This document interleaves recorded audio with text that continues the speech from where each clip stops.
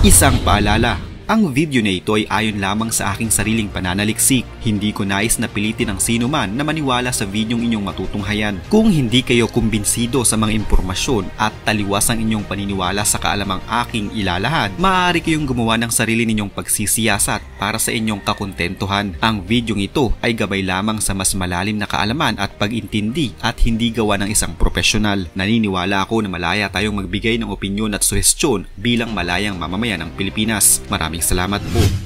Ang bansang Russia ay tila isang maamong tupa ngayon sa kabila ng nangyayaring kaguluhan sa Asia, partikular na sa pagitan ng China at sa mga bansang nasa Southeast Asia, kabilang ng Pilipinas. Kung mapapanood sa iba ko pang mga video, akin ang nabanggit kung gaano kasolido ang ugnayan ng China at ng Russia. Pero naisip ba ninyo sa kasalukuyan, ano nga bang katayuan ng Russia at ugnayan nito sa Pilipinas?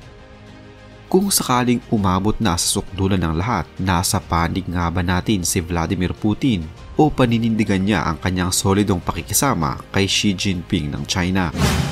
Sa panahon ngayon ay nasa gitna tayo ng malaking pagbabago na kung saan ang pakikipag-alyansa ng mga bansa sa isa't isa ay mahalagang hakbang upang makatulong sa proteksyon at pagunlad ng isang bansa. Ang Pilipinas na may tuturing na isang key player sa rehiyon ng Southeast Asia ay may malaking ginagampanan sa namumuong tensyon sa rehiyon.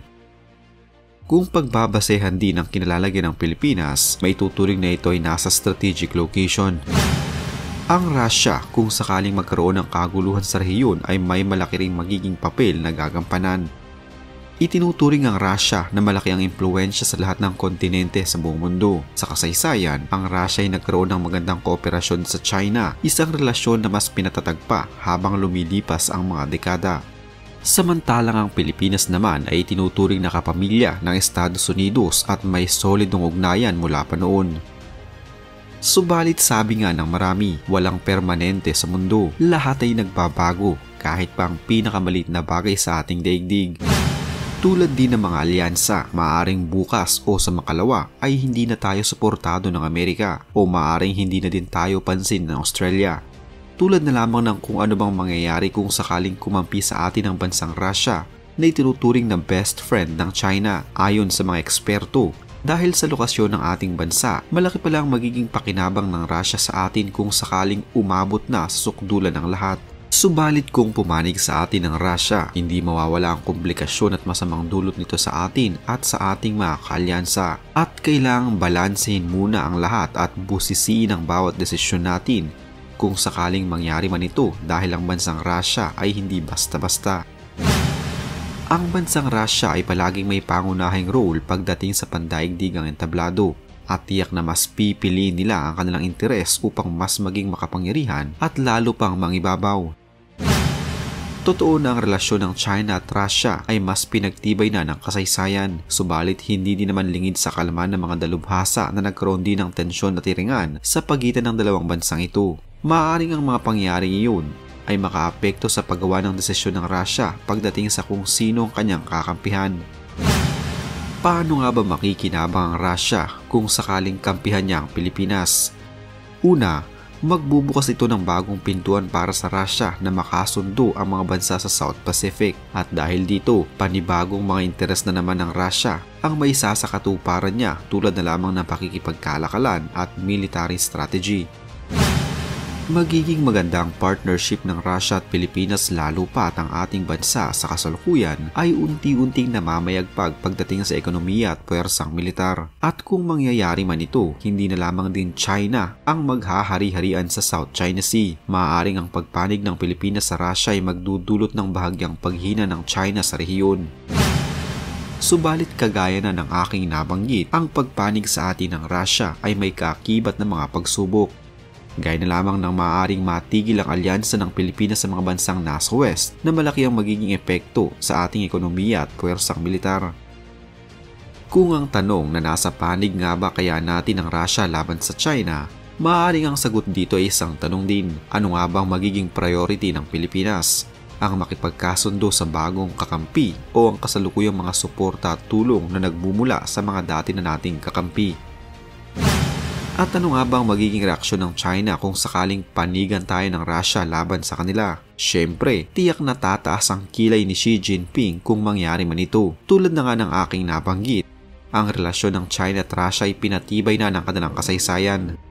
Kasaysayan ng kooperasyon at suportahan sa mga nakalipas na panahon mula sa ekonomiya, puwersang militar hanggang sa politika. Sa kabilang banda naman, ang relasyon ng China sa Pilipinas ay pinaghalong kooperasyon at kaguluhan. Ang agawan ng teritoryo sa South China Sea ay tila nag-uugnay at naglalapit pang lalo sa pagitan ng dalawang mga bansa. Ang pagpanig ng Russia sa Pilipinas ay maaaring magpabago sa magiging estratehiya ng China sa South China Sea. Maaaring mas palakasin pa nila ang kanilang aksyon, subalit kung gagawin naman ito ng China, siguradong mararamdaman din ito ng ekonomiya ni Xi Jinping, ang Pangulo ng China. Ang Pilipinas kasi ay mahalagang trading partner para sa China at magiging malaki ang epekto nito sa ekonomiya ng mga inchik. Isang mabigat na desisyon nito para sa China at muli, kailangan din nilang balansehin ang lahat bago pa man nila gawin ang kanilang susunod na hakbang. Tiyak na dahil dito ay magiging malaki din ang lamat pagdating sa relasyon ng China at ng Russia.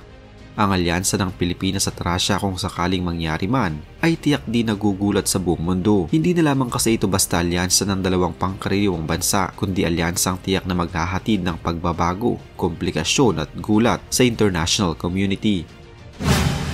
Tiyak na unang-unang mararamdaman ito sa Asia. Ang balanse ng kapangyarihan sa rehiyon ay maaaring magbago. Ang China na kasalukuyang isang napakalakas na bansa ay tiyak nahaharap sa malaking pagsubok at pagbabago. Ang mga bansang Japan, South Korea at iba pang mga bansa na nasa Southeast Asia ay kailangan din muling i-assess ang kanilang mga tayuan at alyansa.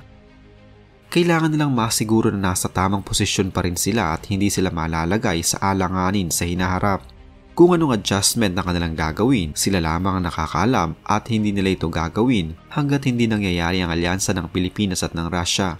Bukod sa Asia, ang magiging epekto ng bagong alyansa na ito ay tiyak na tatawid din sa ibang mga kontinente. Ang Amerika, na kilalang may magandang relasyon sa Pilipinas, ay tiyak na hindi na lamang kilay ang tataas, baka pati kasama pa ang pilikmata at uban sa ulo. Magiging malaking hamon ito para sa Pilipinas dahil marami nang nagawang tulong ang Estados Unidos para sa ating bansa. Halos alam naman ng marami at mahalata din na ang bansang Estados Unidos at Pilipinas ay may malapit na ugnayan na pinayabong na din ang kasaysayan. Mas pinatibay pa ang alyansa ng dalawang bansang ito nang dahil sa mga nangyari noong unang panahon na kung saan tayo ay napasailalim sa pamahalang Amerikano. Ang Amerika at Pilipinas ay kasalukuyan ding pinaiiral ang kanilang Mutual Defense Treaty na nilagdaan noon pang taong 1951. Ang Mutual Defense Treaty ay nangangahulugan na ang mga bansang Estados Unidos at Pilipinas ay poprotektahan ng isa't isa sa oras na may mga manghihimasok o umaatake sa kanilang mga teritoryo nang walang kaukulang permiso. Sa madaling salita, mawawala ng isang kuya ang Pilipinas kung sakaling mawala ang Amerika sa ating panig. Ang Amerika at Russia kasi hindi din ganoon kaganda ang pakikitungo sa isa't isa. Madalas na ang dalawang bansang ito ay nagkokompetensya at nagigirian sa halos lahat ng aspeto ng isang bansa, mula sa ekonomiya, batas, politika, hanggang puwersang militar. Ang mga bansang ito ay parehong ayaw magpadaig sa isa't isa na madalas ay nakikisali din ang China sa kompetisyon. Kahit ang European Union ay kailangan ding magkaroon ng mga adjustment sa kung saan nga ba sila poposisyon. Kailangan nila muling gumawa ng bagong mapa ng estratehiya upang mabalanse ang lahat para maiwasan ang anumang sigalot at komplikasyon. Ang mga bansa ay maaaring magkagulo at mag-scramble upang bumuo ng bagong alyansa na sa tingin nila ay nararapat para sa kanila at sa mga bansang kanilang sinuportahan. Hindi din ligtas dito ang pangdaigdigang ekonomiya at tiyak din na maapektuhan mula sa mga ruta ng kalakalan, posisyon ng mga namumuhunan at mga partnership ay maaaring magbago at magkagulo dahil kailangan ng bawat bansa na mag-adjust sa bagong realidad ng mundo. Pero ang lahat ng ito ay spekulasyon lamang at mga bagay na posibleng mangyari.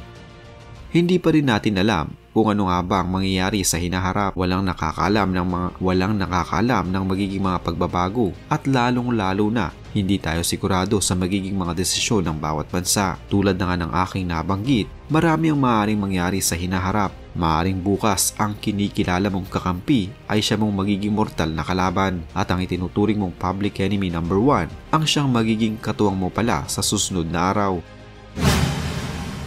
Sa ngayon, Sa tanong kung nasa panig ba natin ang Russia laban sa China, malaki ang posibilidad subalit magdedepende pa rin ito sa bawat bansa kung ano ang kanilang uunahin at ano ang kanilang kayang isakripisyo alang-alang sa tagumpay at kariwasaang kanilang hinahangad.